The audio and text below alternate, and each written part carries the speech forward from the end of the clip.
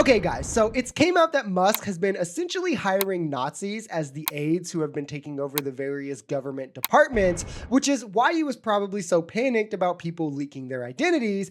But he has decided to now double down on it and rehire the Nazi who just 2 months ago was caught pushing for eugenics, saying things like normalize Indian hate and being racist and calling himself a racist. So let's jump into a CNN panel about exactly this and discuss what we can while also debunking the corruption these clowns claim to be finding. This is who they've decided to defend. The user called for the repeal of the Civil Rights Act. He called for a eugenic immigration policy. He said the world should normalize Indian hate. Democratic Congressman Ro Khanna, who is Indian American and is here tonight, like Vance's wife, is also Indian American. He asked the vice president just a simple question on X. Are you going to tell him to apologize for saying, quote, normalize Indian hate before he is rehired into the government? Just asking for the sake of both of our kids. That apparently struck a nerve. Vance responded telling Khanna to grow up, adding, quote, racist trolls on the internet, while offensive, don't threaten my kids. But he says a culture that denies grace to people who make mistakes does. And this kid was the one who had taken control of the payment system, having people's sensitive banking information, and yet he is a self-avowed racist who wants to do eugenics.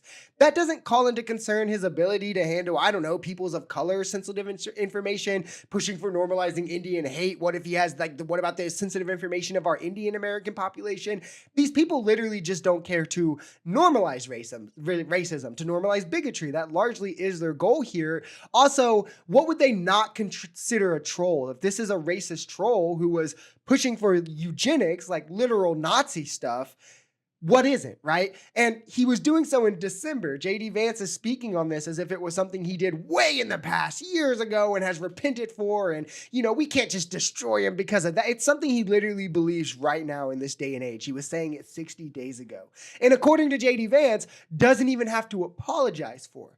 And Elon has already hired him back because, again, he doesn't actually care. He is a Nazi. He wants to be surrounded with them and have them take over the crucial government agencies. That is the point. Well, they haven't made any recommendations to Congress, and now they are basically saying that Congress doesn't matter, that they can stop payments themselves in terms of things that Congress, Article 1 in the Constitution says Congress should appropriate money. And they're saying no, they get to decide. Elon Musk and Donald Trump and JD Vance get to decide that they can stop spending money. They can stop spending money for public schools and working class kids. They can stop spending money for Medicare, stop spending money for Social Security if they so choose. This is literally their theory. And it's all predicated on the fact that he thinks he can get away with it if he says it's all corruption that he's dealing with. Yet he's targeted things like USAID, something that has pushed back Russian influence. Wonder why. And now the CFPB, something that has returned over $20 billion to consumers from rich tech bros doing scams on them like Elon. So again, wonder why. Clearly, he's trying to help the foreign interests and the deep state that he is a slave to, and that MAGA is now a slave to by extension of justifying anything that Elon and Trump does. In the description, the first link is to our Substack, where today I went through every claim Elon has made about corruption that he is cutting with the spending and finding, and not a single one turns out to be true. Like, I thoroughly go through each one, so click on that if you want to check it out. I mean, it's like this image has been circulating of money that USAID is laundering.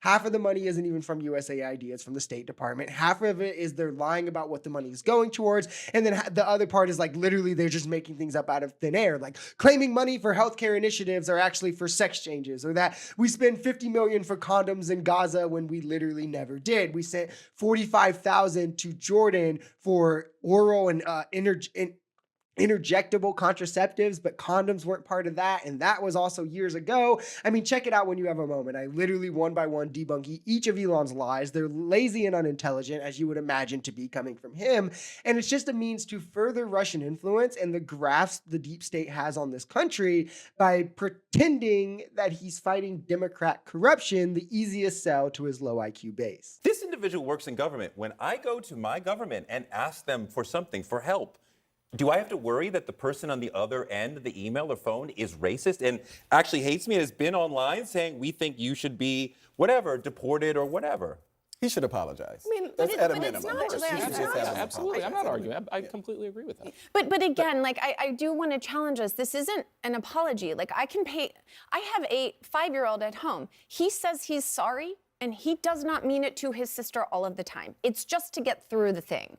I believe that the Trump administration was so eager for a moment like this to be like, see guys, don't worry, we're gonna save you. We're gonna make these things insignificant. We're gonna decurrency these kinds of statements and provide air cover. I agree with you. I think they chose the wrong one. It's really simple. They're signaling to the racists in their base, we won't ostracize you for doing racism. We're taking racism back to the mainstream in this country as something you can do and still be a productive member of society, that you can still do and still have that prestigious job, which is something we have moved past as a society, as a country, really. And the reasoning for that is simple. I, as a black man, when I meet someone new, I have to wonder or worry about if they're racist or if they have any preconceived notions of me because of the color of my skin. When I go into a new environment, I have to be worried if there's anyone there who will have prejudice against me because of the color of my skin. If I go in a store, I have to worry if they're going to think that I'm stealing or things like that. Why should I also have to have this fear when talking to my government who is there to help me? Why do I also have to have this worry when calling that police officer, when the police officer answering my call, right? When he might be racist, or when the boss handling my interview might be racist, or the cashier taking my order. And notice how it is the historically non-diverse cabinet full of straight white older men pushing these kinds of initiatives that will take us back decades and objectively hurt diverse communities. This is